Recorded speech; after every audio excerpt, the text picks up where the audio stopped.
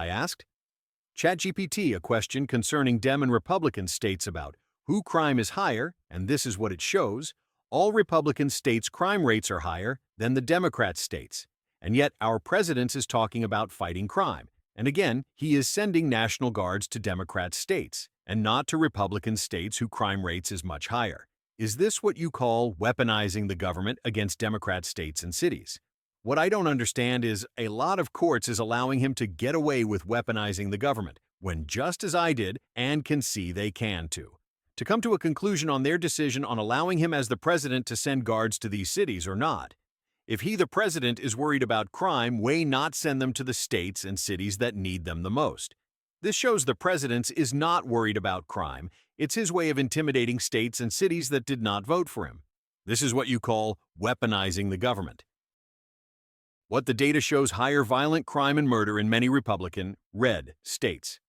According to some analyses, states that lean Republican, those that voted for Trump, have higher average violent crime rates on a per capita basis. For instance, a congressional report found that in certain years, Trump states had a murder rate approximately 40% higher than Biden states. Poverty, gun ownership, education, and social spending, among other structural factors, are often cited as underlying drivers. Not just politics, but trends vary. No clear, consistent party crime magic bullet. Some expert research argues there is no difference in crime trends between Republican-led and Democratic-led states once you control for other variables. A study from the 1990s showed that index crime rates, violent plus property crime, fell faster in states with Democratic leadership during that period. Justice Policy Institute. According to fact-checkers, a mayor's party, Democrat versus Republican, doesn't reliably predict city crime rates. DW News Safe States and State Control Complexity.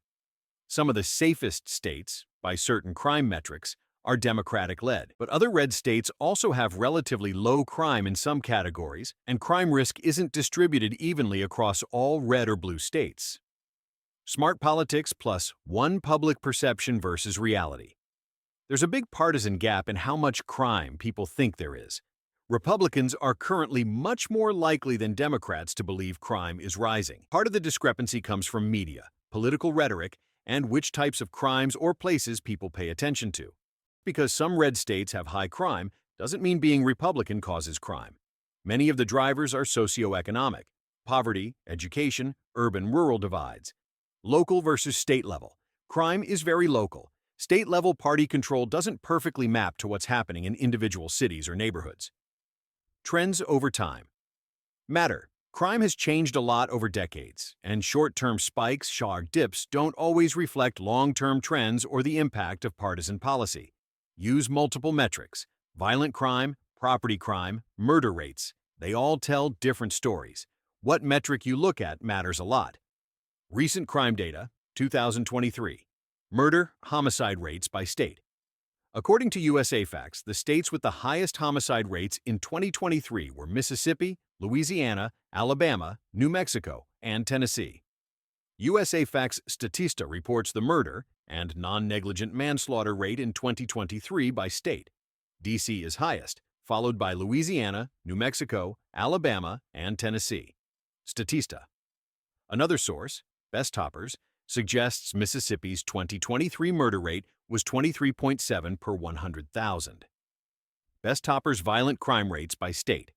According to a 2023 FBI-based ranking, the states with very high violent crime rates per 100,000 include New Mexico, 746.9, Alaska, 733.6, Tennessee, 636.5, and Arkansas, 623.3.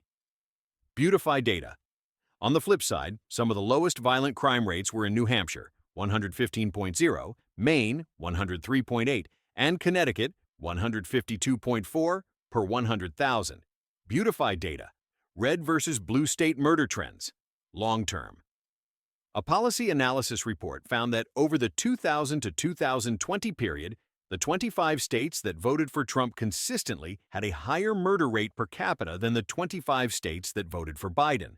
Congress.gov. That report said the red state murder gap widened over time and was quite significant.